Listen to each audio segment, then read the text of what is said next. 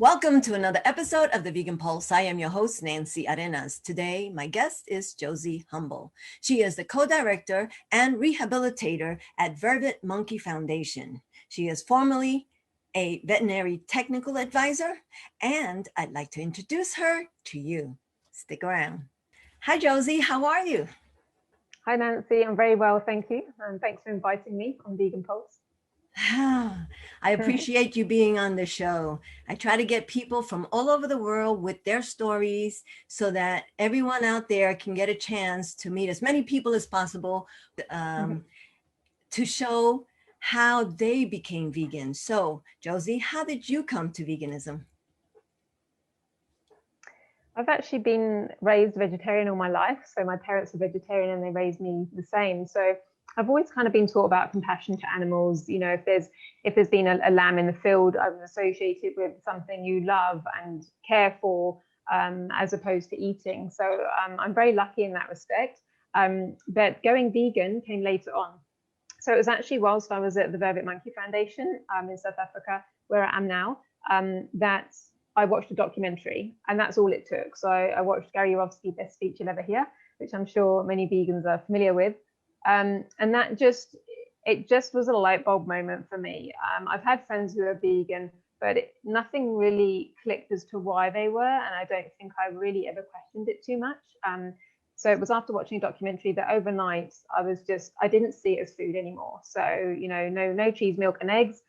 That's not even food for me, because I saw the suffering that went with it.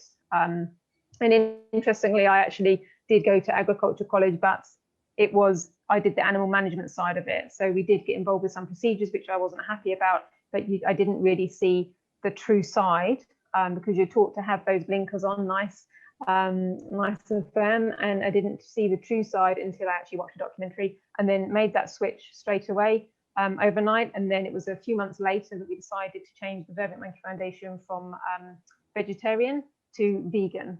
So we went through a transition stage. We thought, well, if we can become vegan, we would love for our volunteers to be able to experience that, and also to educate people into why it kind of fits in with us in the sanctuary. So best decision I ever made. That's what I think. Best decision ever. And unfortunately for me, I didn't make the connection. I had a friend who told me about veganism early on when I was in college. I didn't really pay attention to it.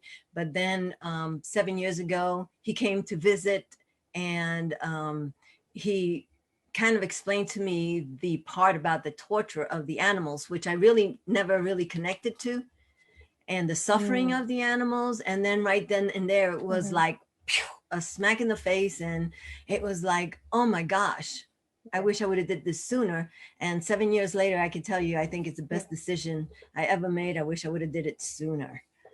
Like many people who go vegan. Now, going vegan actually recovered my whole health as well, because I had a chronic illness. I recovered my whole health after 10 years. And so, yeah, definitely an advocate of it. I did as well. So I could empathize with what you're saying. I understand exactly what you're saying. Now, tell me about the Vervet Foundation. Yes, the Vervet Monkey Foundation is a sanctuary within South Africa. So we're in the Zanin and Limpopo province. Now, the foundation was established in 1993, and it was established because one monkey was found as an orphan with his umbilical cord still attached. He was about 2 days old. And basically, Dave, who was the founder, found this monkey and didn't know what to do with it. So he was a beekeeper, and he called nature conservation. And at the time, really sadly, they actually said, okay, the monkey's classified as vermin. You must take him, put him in a black plastic bag, take him behind the shed and smack him with a shovel. You must kill him. He's vermin. So Dave, being a compassionate human being towards animals and people, obviously decided that this is not a good thing to do. And he basically saved the life of one monkey. They went through many, many court cases. And then the Vervet Monkey Foundation was born and established, and many more people had rescued these orphans, and then something had to be established. So that's how the sanctuary kind of came about. And now it's a sanctuary for a place for orphans to go. We also have ex-pets that are kept illegally, because it is illegal to keep the vervets as pets in this country. And it could be monkeys hit by a car. It might be that they've been shot by pellet guns. That's quite common as well. or used for muti, traditional medicine. So there's many different causes as to why monkeys end up with us. So we're basically a rescue organization that helps them to live out their days at the sanctuary in a troop life with indigenous bush and vegetation and everything that we can give them that they was kind of taken away, their families were taken away and that kind of thing. We try and give them back a more natural situation.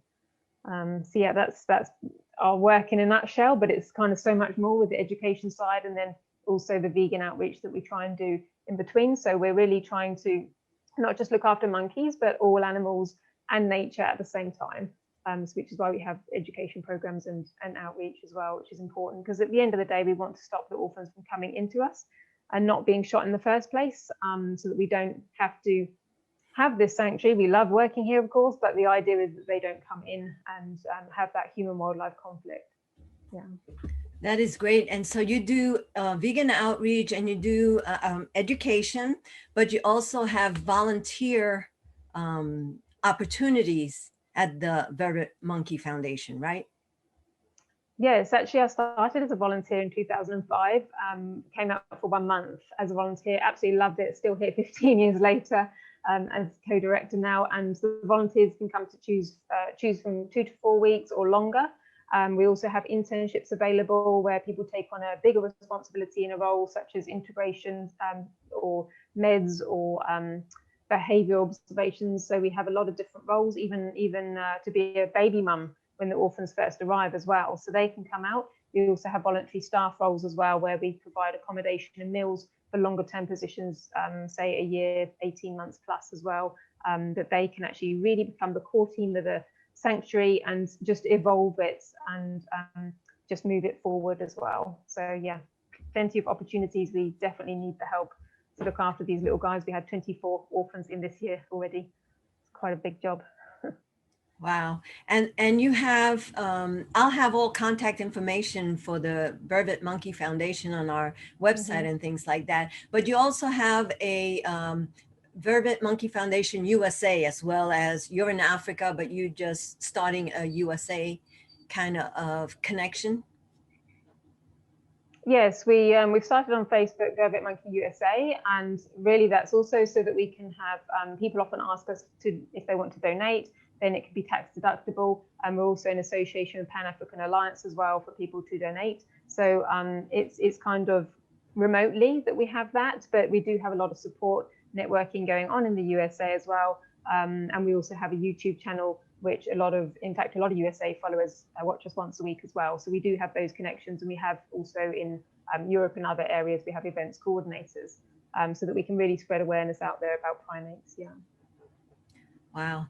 And then in what part of South Africa is the sanctuary?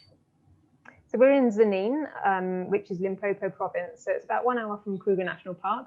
And of course, if volunteers come out, it's always a thing. They love to go to Kruger National Park and see the other wildlife. Although we do have a lot of wildlife on our sanctuary, then they do like to go there and places like the Blyde River Canyon and just see some nature and all the other wild animals that just come with Africa as well.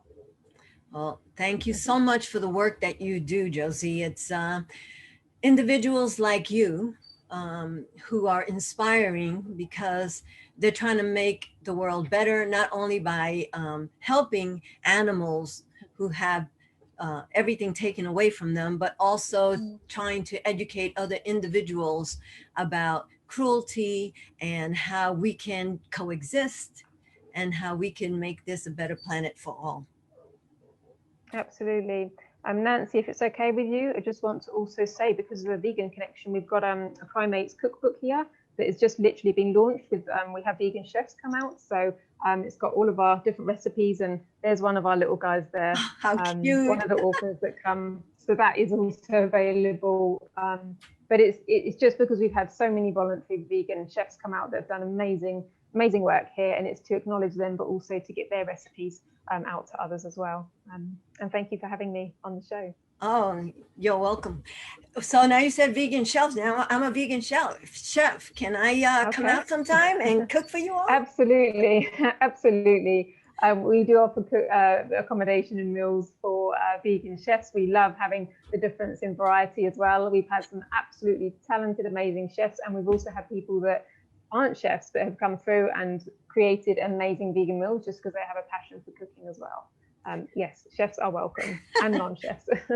Thank you, Josie. That's the one place I want to see before I pass away is Africa. It just seems that is just a beautiful natural place. Yes. Thank you again. Absolutely. Yeah. Thank you again for being it's my life here now. I live here and I love it. Thank you again. Thank you, Nancy. Thank you. Bye. Thank you for joining us on another episode of The Vegan Pulse. I am your host, Nancy Arenas. Remember to check out our blog, follow us on Facebook, and subscribe to our YouTube channel. If you have a pulse, you have a purpose. The Vegan.